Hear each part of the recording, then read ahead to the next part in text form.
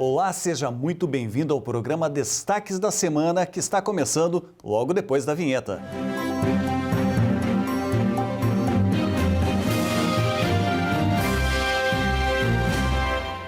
Os vereadores aprovaram uma medida de apoio aos arranjos produtivos locais em Caxias do Sul. Este projeto de lei, que visa fortalecer os nossos arranjos produtivos locais, foi encaminhado ainda na gestão do então prefeito Daniel Guerra, em novembro do ano passado, a esta casa. Um projeto que visa autorizar a administração municipal de Caxias do Sul a apoiar anualmente, com recursos financeiros, no montante de até R$2 milhões, os nossos APLs. Nós temos hoje em Caxias do Sul 4 APLs, arranjos produtivos locais, que é o metal mecânico e automotivo. Nós temos o Trinopolo, o polo de informática, temos o polo da moda, da Serra Gaúcha, e mais recentemente uma discussão que foi feita, um novo APL, alimentos e bebidas. E esses APLs são estruturas importantes. Nós somos o segundo polo metal mecânico do Brasil, temos toda uma característica e nós precisamos realmente apoiar essas estruturas que têm toda uma governança com políticas públicas, políticas com direcionamento, de união, de cooperação, que com certeza fazem gerar o desenvolvimento econômico do nosso município. Outras matrizes, e nós temos trabalhado nesse sentido, como alternativas em nosso município estão sendo trabalhadas, de diversificação de matrizes econômicas, e os APLs, eles podem gerar essa cooperação, com mais ganhos, com mais produção. Temos aí toda a questão da tecnologia da informação, os novos processos tecnológicos com a vinda da indústria 4.0. Nós vamos precisar enfrentar isso, por isso que esses recursos são importantes.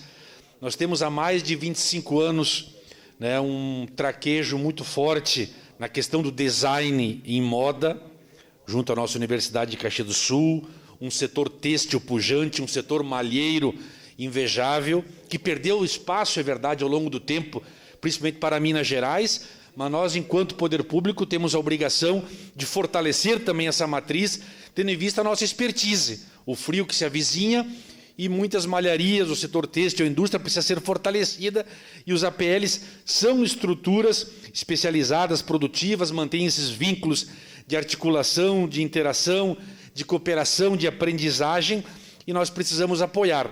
As providências tomadas durante a paralisação das aulas nas redes municipal e estadual de ensino por causa da Covid-19 foram discutidas em reunião pública promovida pela Comissão de Educação e realizada na tarde desta quarta-feira na Sala das Comissões da Câmara Municipal de Caxias do Sul.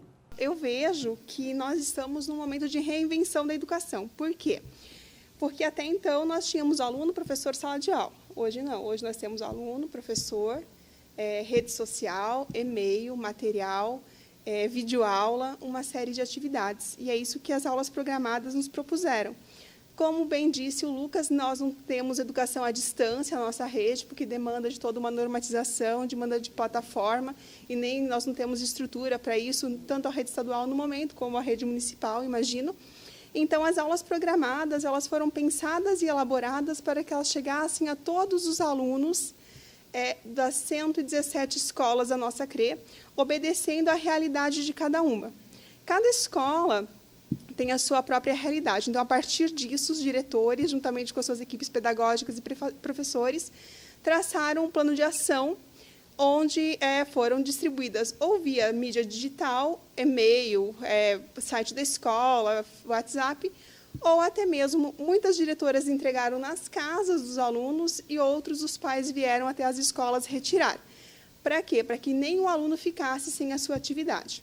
Nós vamos estar agora no mês de maio reunindo o nosso comitê e convido a todos para discutirmos juntos essa volta que eu entendo que deve ser de forma gradual.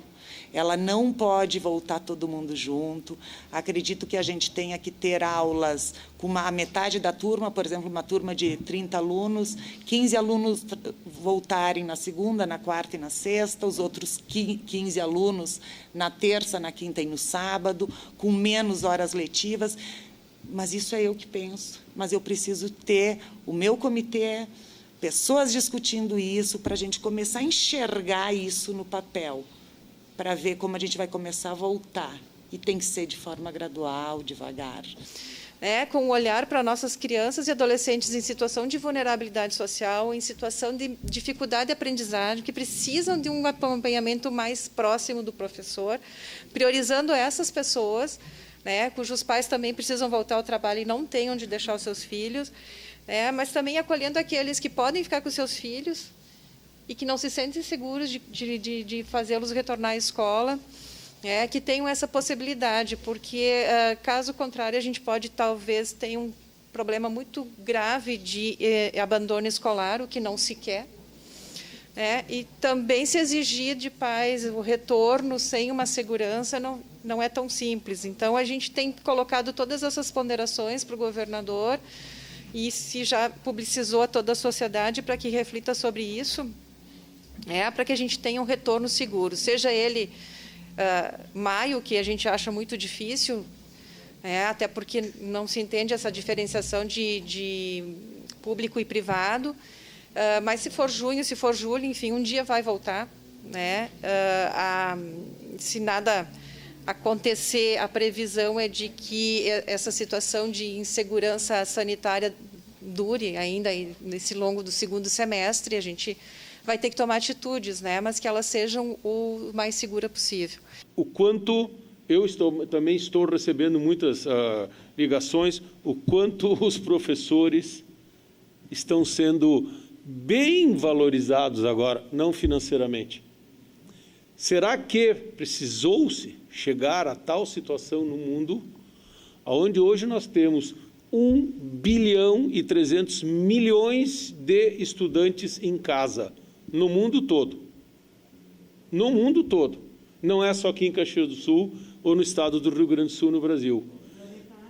Então, vocês imaginem, e são quantos professores que também estão em casa. Mas vejam a importância dessa profissão, que quando se diz que a base de uma sociedade está na educação, todo mundo fala em época de campanha política. Mas nunca ninguém sentiu na pele.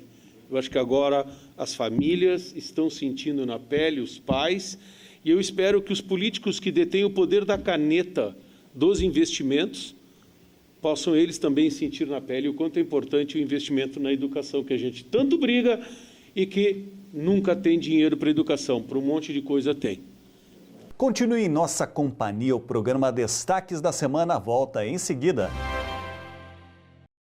Coronavírus. Atenção! Se você está com sintomas de gripe, fique em casa por 14 dias e siga as orientações do Ministério da Saúde para o isolamento domiciliar.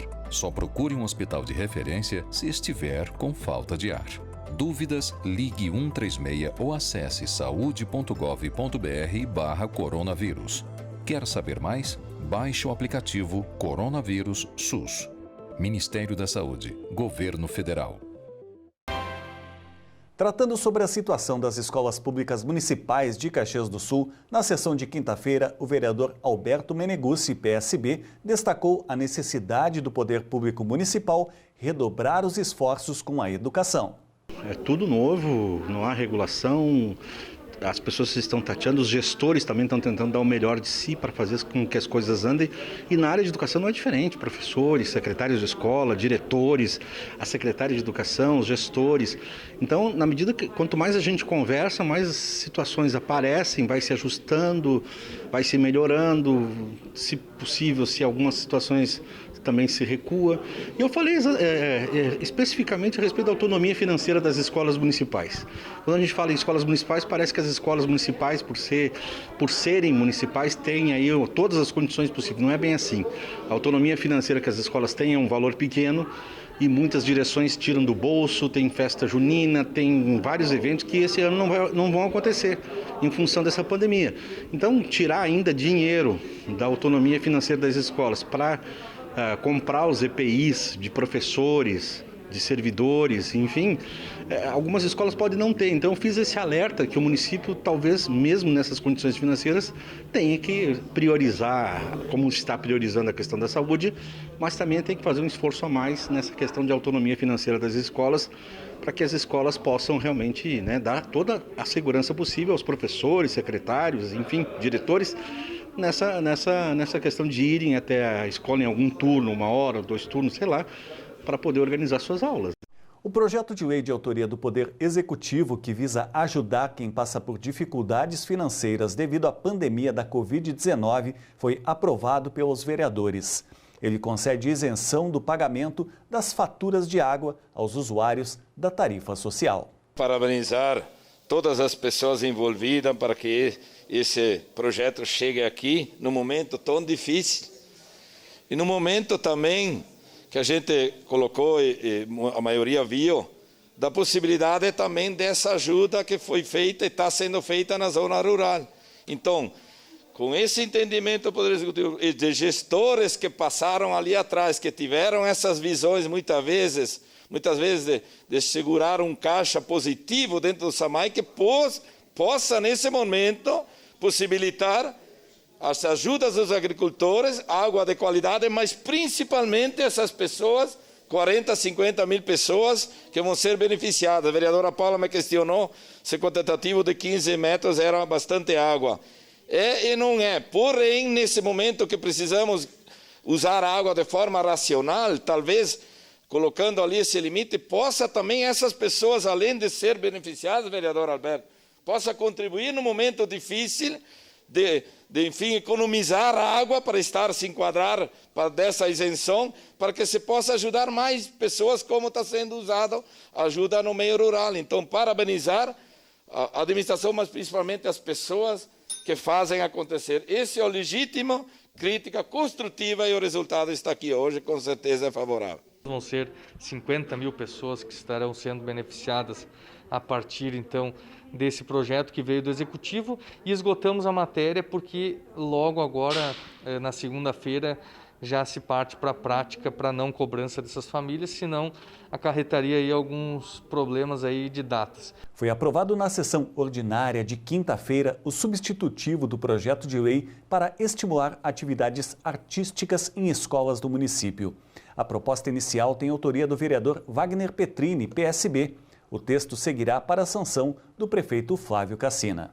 Eu sempre defendi a questão do esporte, eventos, culturas, e como na época eu fui procurado e eu fiz um modelo parecido com o FIESPORT, onde também, de alguma forma, queria um incentivo de contrapartida nas escolas municipais para incentivar, e o que eu acredito e acho, e que ultimamente vem diminuindo cada vez os incentivos, e já fica aqui um pedido para o governo municipal, passando essa pandemia toda, passando que o próprio próximo prefeito, quem vier ocupar, que invista na questão da cultura, do esporte, do lazer em nossa cidade.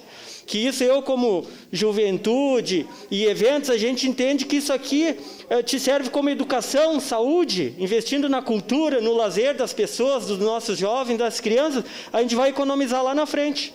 Então, mas na questão do projeto, respeito muito bem sua opinião, Paulo Périco, mas que a gente aprove esse projeto e trabalhe para abranger mais e ter mais diversidades aí na questão do Financiarte. Permaneça com a gente, o programa Destaques da Semana volta em seguida. Mas Mas que barbaridade! A tua música é um valor do Rio Grande que ganhou o mundo. Mas tem valores que não podem sair daqui. É verdade. Com a campanha Valores que Ficam, todos que fazem a declaração no modelo completo podem transformar a vida de milhares de crianças gaúchas sem gastar nada, apenas destinando 3% do imposto devido para o Fundo Criança. Fale com o seu contador e escolha fazer o bem aqui. Uma campanha da Assembleia Legislativa e entidades parceiras. O Legislativo Caxiense aprovou em sessão extraordinária na manhã de quinta-feira a prorrogação por até 12 meses da concessão do transporte coletivo em Caxias do Sul. O atual contrato com a Aviação Santa Teresa, iniciado em 2000 e prorrogado em 2010, está previsto para se encerrar na próxima terça-feira. Foi um projeto que chegou aqui à Câmara essa semana ainda, que teria o prazo final de votação hoje, que é o projeto da prorrogação do contrato da concessão do transporte coletivo aqui de Caxias do Sul, né? Um projeto bastante polêmico, com bastante discussão, enfim, mas que no fim chegou-se ao que o Executivo tinha nos solicitado. E não tinha um outro caminho a se seguir nesse caso, porque o contrato da concessionária da Visat termina no dia 12, ou seja, semana que vem.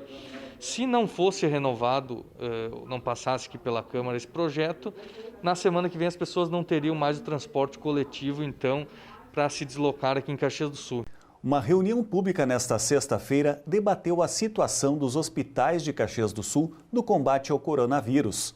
O encontro, promovido pela Comissão de Saúde do Legislativo Caxiense, reuniu parlamentares, diretores de todos os hospitais da cidade e representantes da Secretaria Municipal da Saúde.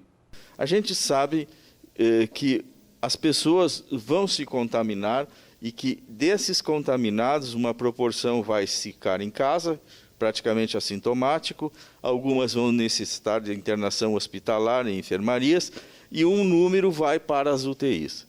Então, o que a gente sempre se baseou na nossa capacidade de responder a isso, de prestar um atendimento ótimo para o caxiense. Nós temos o adicional de sermos referência para os municípios. E já posso responder aqui para o vereador Rafael. As pessoas já estão vindo dos municípios vizinhos aqui há muito tempo. Tá? Não é de hoje que eles estão vindo para cá. Então, assim, eles estão com a capacidade esgotada deles há um bom tempo. Tá? E nós estamos absorvendo isso.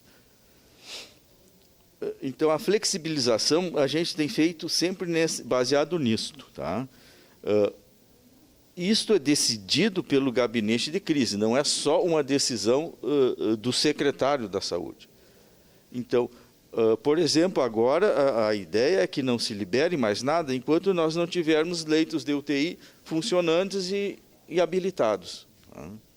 Basicamente é isso. Apesar de que o governo estadual chamou para si a liberação, tá? Com o sistema de bandeiras dele. E esse vai ser colocado, esse projeto, vai usar a pesquisa que está sendo feita, a ocupação dos hospitais, que ele montou um sistema online para saber dioturnamente como é que está a ocupação e a ocupação de UTIs. Então, ele vai definir para a macro-região, e aí não é mais só para o município, é para a região, a liberação ou não de certas atividades. A gente pense mais no critério epidemiológico no momento do que no critério clínico. E o que seria esse critério epidemiológico? Seria, então, todo paciente que entra no hospital com febre e tosse, ou dificuldade para respirar, ou coriza, enfim, ele deve ser notificado e deve ser feita a coleta. Então, isso nós trabalhamos diariamente com isso, tá? Reforçando que os hospitais têm que pensar, mesmo que o paciente pense que possa ser uma pneumonia, o médico, quer dizer, pense que pode ser uma pneumonia por aspiração, uma pneumonia comunitária, mas se o paciente chegou com febre, tosse e dificuldade para respirar, ele deve ser considerado um paciente potencial COVID e deve ser notificado e coletado. O projeto respirador está sendo alinhavado e seguido com a universidade e o Hospital Geral, através do nosso diretor técnico, o doutor Alexandre Avino. A informação que eu tenho é toda essa que o secretário já colocou, que é um respirador emergencial, e eles tiveram essa semana longas horas aí com a CONEP e a Anvisa, e a informação que eu tenho que até... Muito obrigado pela sua companhia, pela sua audiência. Lembre-se de continuar se cuidando da Covid-19. Lave sempre muito bem as mãos e use álcool gel. Se precisar sair de casa, use máscara. Em nome da Câmara de Vereadores de Caxias do Sul, desejamos um feliz Dia das Mães a todas as mães de sangue ou de coração. Até o próximo Destaques da Semana.